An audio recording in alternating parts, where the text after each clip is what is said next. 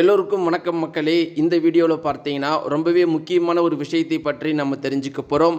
நேயர்களே, சற்று முன் ஒரு குறிப்பிட்ட தகவல் வெளியாகி மிகப்பெரிய அளவுக்கு சோகத்தை எல்லார் மத்தியிலையுமே ஏற்படுத்தியிருக்கு. அது என்ன அப்படின்னு பார்த்தீங்கன்னா, அந்த கூட்டத்தில் இறப்பதற்கு முன் ஒரு பெண் தன்னுடைய தந்தையிடம் ஒரு கடைசியான வார்த்தையை சொல்லியிருக்கிறாங்க. நம்ம எல்லாருக்குமே தெரியும், தாவேகா பொதுக்கூட்டத்தில் மிகப்பெரிய நெரிசல் ஏற்பட்டு பல பேர் இறந்துட்டாங்க.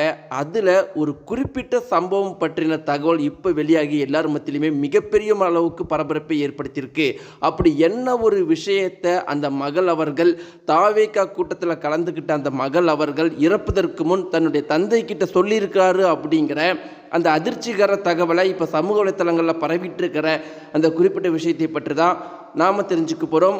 நேயர்களே, வாங்க வீடியோக்குள்ளே போகலாம். நம்முடைய சேனலுக்கு நீங்கள் புதியவராக இருந்தால் மறக்காமல் சப்ஸ்கிரைப் பண்ணுங்க. நேயர்களே, தாவேகா பொதுக்கூட்டத்தில் 30க்கும் மேற்பட்டோர் இறந்து போயிட்டாங்க அப்படிங்கிற செய்தி ஒரு மிகப்பெரிய சோகத்தை எல்லார் மத்தியிலுமே ஏற்படுத்தியிருக்கு. இதற்கு யார் பொறுப்பு, இதற்கு யார் காரணம் அப்படின்னு பார்த்தீங்கன்னா, பல பேர் பலவிதமான கருத்துக்களை சொல்கிறாங்க. ஆனால் பெரும்பாலானவர்கள் என்ன கருத்துக்கள் சொல்கிறாங்க அப்படின்னு பார்த்தீங்கன்னா, முதல்ல அரசாங்கம் எதற்கு இந்த மாதிரி குறுகிய இடத்துல ஒரு பொதுக்கூட்டத்துக்கு அனுமதி தராங்க? அரசாங்கத்து மேலே தான் முழு பொறுப்பு இருக்குது. இந்த இறப்புக்கு அனைத்துக்குமே காரணம் அரசாங்கம் தான் அப்படின்னு பெரும்பாலானோர் சொல்கிறாங்க. இன்னும் சில பேர் என்ன சொல்கிறாங்க அப்படின்னு பார்த்தீங்கன்னா, ஆளும் கட்சியினர் தாவேகா கட்சி பெருசாக வளரக்கூடாது அப்படின்னு சதி வேலை செய்துட்டாங்க அப்படிங்கிற ஒரு தகவலையும் பரப்பிட்டு இருக்கிறாங்க சமூக வலைத்தளங்களில். இப்படி நேயர்களே, தாவேகா பொதுக்கூட்டத்தில் நடந்த சம்பவத்தை குறித்து பல பேர் பலவித கருத்துக்களை பேசிகிட்டு இருக்கிறாங்க. இப்படி இருக்கிறப்ப இப்போ ஒரு குறிப்பிட்ட தகவல் ரொம்பவே அதிர்ச்சிகரமாக பரவிட்டுருக்கு.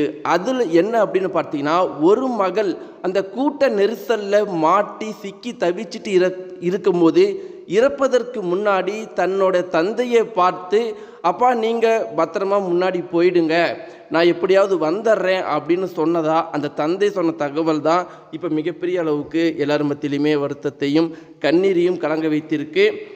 நேயர்களே, இவ்வளோ பெரிய ஒரு மரணம் நடந்ததற்கான காரணமாக நீங்கள் என்ன நினைக்கிறீங்க?